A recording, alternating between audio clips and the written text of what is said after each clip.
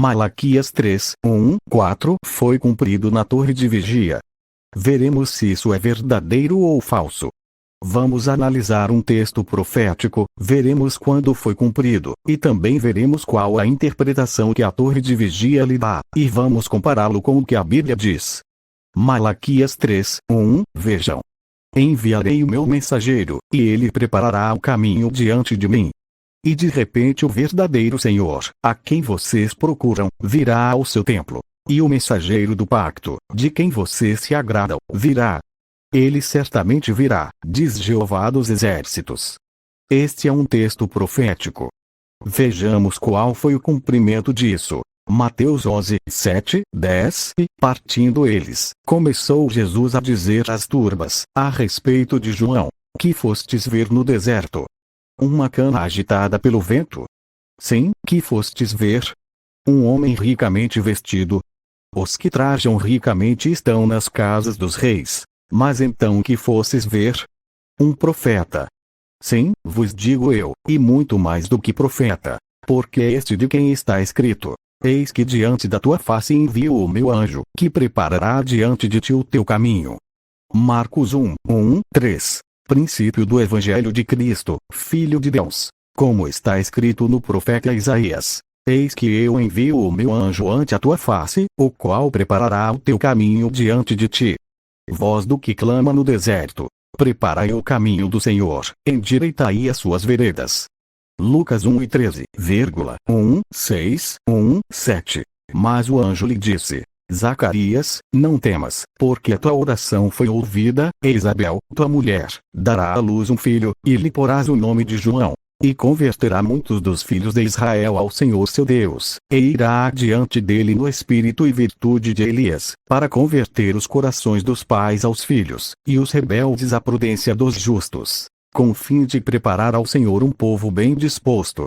Lucas 7:24, 27. E, tendo-se retirado os mensageiros de João, começou a dizer à multidão acerca de João: que saístes a ver no deserto? Uma cana abalada pelo vento? Mas que saístes a ver? Um homem trajado de vestidos delicados. Eis que os que andam com preciosos vestidos, e em delícias, estão nos passos reais. Mas que saístes a ver? Um profeta. Sim, vos digo, e muito mais do que profeta. Este é aquele de quem está escrito: eis que envio o meu anjo diante da tua face, o qual preparará diante de ti o teu caminho. Assim, como vemos, é claro que o referido texto de Malaquias se cumpriu em João Batista. Ele preparou o caminho para a chegada de Jesus no primeiro século. Marcos 6, 9. E João andava vestido de pelos de camelo, e com um cinto de couro em redor de seus lombos, e comia gafanhotos e mel silvestre. E pregava, dizendo: após mim vem aquele, que é mais forte do que eu, ao qual não sou digno de, abaixando-me, desatar a correia das suas alparcas.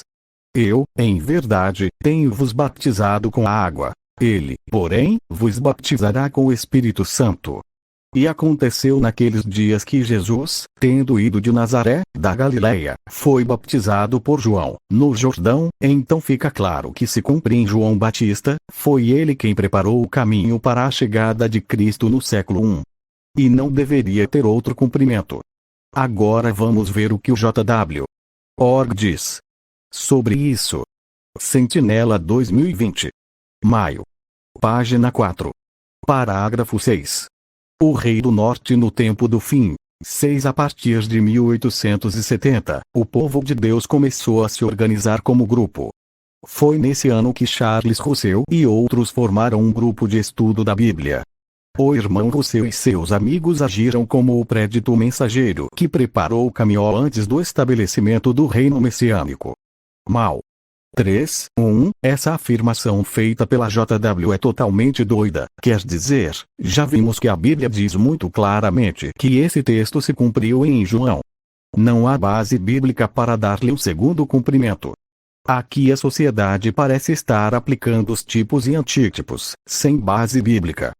Veremos o que a própria sociedade disse sobre essa questão de tipos e antítipos, e com base nisso veremos a falácia e a contradição em que se encontram. Sentinela 2015. 15 de março. Página 17. Perguntas dos leitores. O livro Salvação, publicado em português em 1940, definiu desta forma tipo e antítipo. O tipo é imagem ou representação de alguma coisa que vai acontecer em tempo futuro. O antítipo é a realidade da coisa da qual o tipo é representação. O tipo pode ser propriamente chamado sombra. O antítipo, a realidade. Muitos anos atrás, nossas publicações afirmaram que homens e mulheres fiéis, como Débora, Eliú, Jefté, Jó, Raabe, Rebeca e vários outros, eram na verdade tipos, ou sombras, dos ungidos ou da grande multidão. Por exemplo, pensava-se que Jefté, Jó e Rebeca representavam os ungidos, ao passo que Débora e Raabe simbolizavam a grande multidão. No entanto, em anos mais recentes, não temos feito comparações assim. Por que não? Então, de acordo com o que dizem aqui, João Batista era uma sombra representativa do grupo de estudantes da Bíblia liderados por Charles Taze Russell. Agora vamos continuar lendo. E vamos ver como a própria torre de vigia desmorona completamente essa interpretação. As próprias escrituras mostram que algumas pessoas serviram como tipos de algo maior. Em Gálatas 4:21-31, o apóstolo Paulo menciona um drama simbólico que envolvia duas mulheres. Agar, escrava de Abraão, representava ou correspondia ao Israel literal, que estava sujeito a Jeová por meio da lei mosaica. Mas Sara, a mulher livre, simbolizava a esposa de Deus, a parte celestial da sua organização. Paulo, na carta aos Hebreus, relaciona o rei sacerdote Melquisedeque a Jesus, destacando pontos em comum entre os dois. Além disso, Paulo compara Isaías e os filhos dele a Jesus e seus seguidores ungidos. Paulo escreveu sob inspiração. Assim, nós aceitamos, sem questionar, o que ele disse sobre esses símbolos.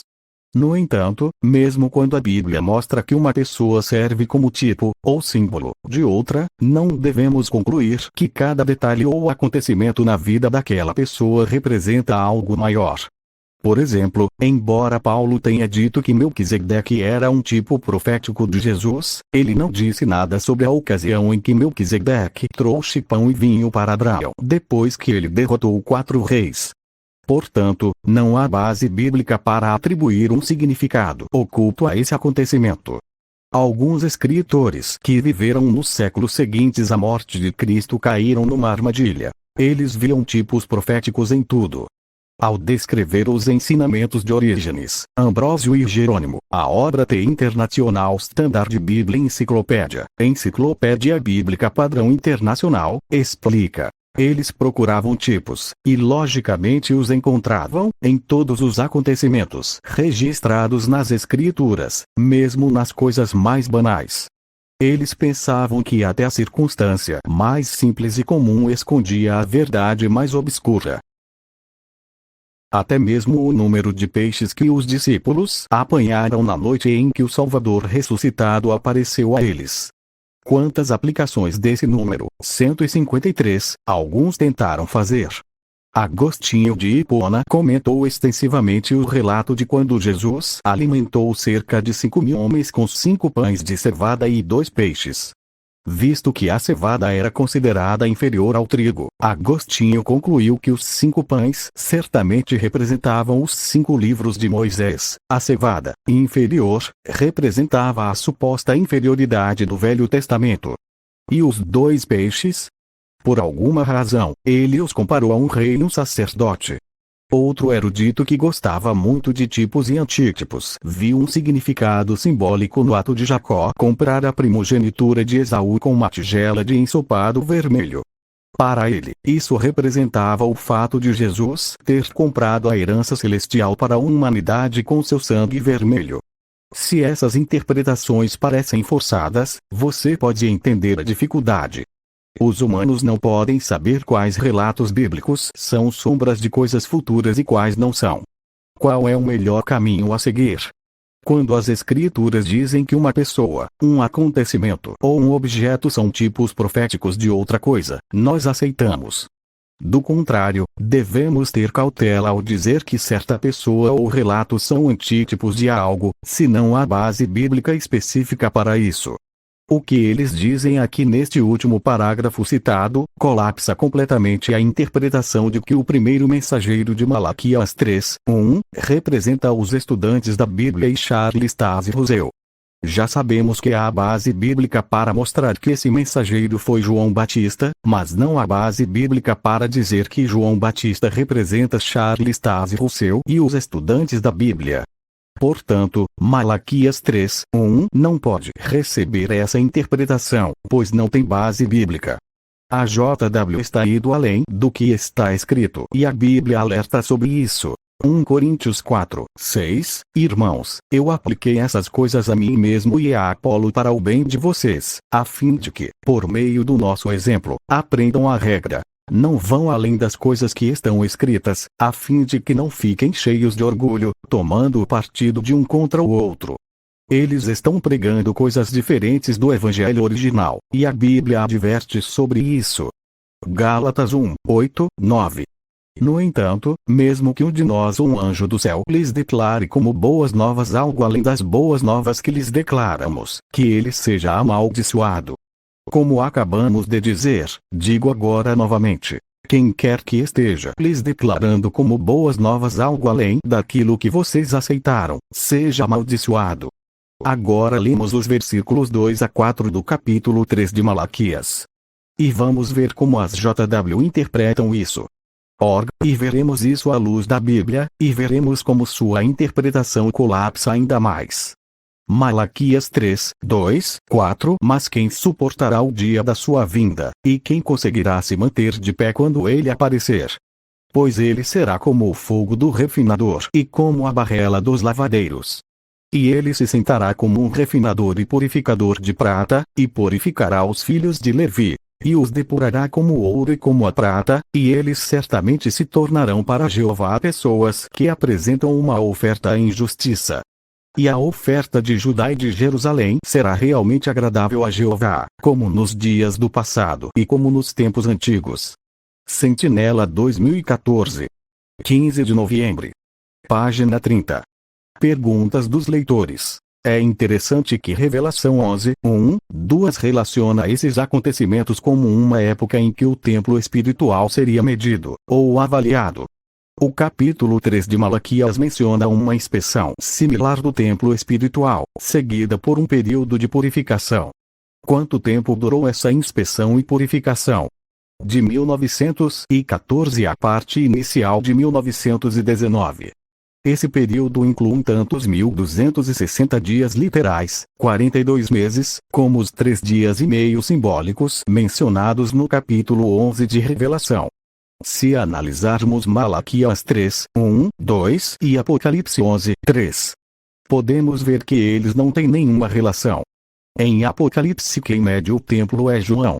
E em Malaquias fala-se do Senhor que vem ao seu templo. Além disso, João não podia purificar nada em 1914, porque estava morto há muito tempo. Além disso, em Malaquias é feito um refinamento, e em Apocalipse é feita uma medição, e isso foi feito quando João estava vivo, e não em 1914. João não pôde cumprir essa ordem de medir o templo em 1914 porque ele estava morto. Outra coisa absurda é que esse refinamento só foi feito em 1914. Como vimos, Malaquias 3:1 foi cumprido no século I com João Batista, então é lógico que esse refinamento mencionado no versículo 2 ache que aconteceu há muito tempo antes de 1914. No primeiro século, vamos olhar para as evidências. Tenha em mente o que os versículos 3 e 4 dizem. E ele se sentará como um refinador e purificador de prata, e purificará os filhos de Levi, e os depurará como o ouro e como a prata, e eles certamente se tornarão para Jeová pessoas que apresentam uma oferta em justiça. E a oferta de Judá e de Jerusalém será realmente agradável a Jeová, como nos dias do passado e como nos tempos antigos. Daqui se destaca que diz que serão para Jeová pessoas que apresentam uma oferta com justiça, e essa oferta agradará a Jeová. Agora vejamos desde quando os cristãos começaram a apresentar uma oferta agradável a Deus. 1 Pedro 2, 5, vocês mesmos, como pedras viventes, estão sendo edificados como casa espiritual para ser um sacerdócio santo, a fim de oferecer sacrifícios espirituais, aceitáveis a Deus, por meio de Jesus Cristo.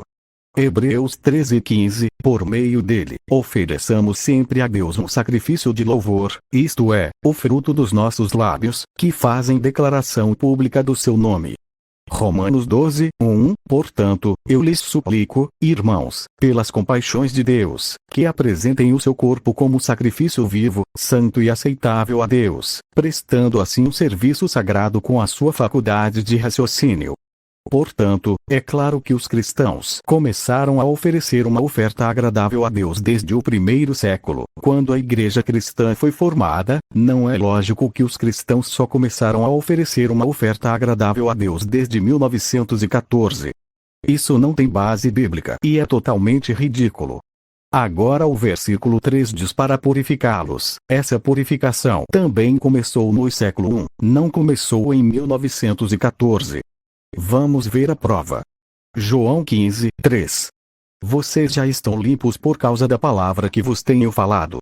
Efésios 5, 25, 27. Maridos, amai vossas mulheres, como também Cristo amou a igreja e se entregou por ela, para santificá-la, purificando-a pela lavagem da água pela palavra, para que a apresentasse a si mesmo igreja gloriosa, sem mácula, nem ruga, nem coisa semelhante, mas santa e sem defeito. 1 Pedro 1:22. Tendo purificado as vossas almas pela obediência à verdade, por meio do Espírito, a um amor fraterno não fingido, amai-vos uns aos outros fervorosamente, de coração puro. Hebreus 9:14.